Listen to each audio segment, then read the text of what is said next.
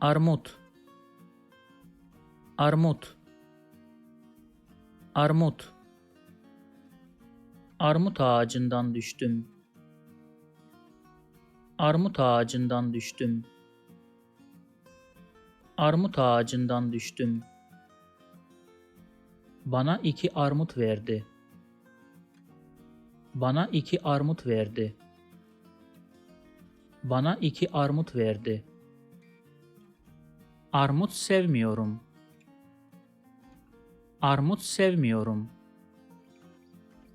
Armut sevmiyorum. If you like this video, please subscribe to my channel below for more videos on Turkish grammar, vocabulary and pronunciation. Also, if you think this video can benefit somebody else, please share it with them.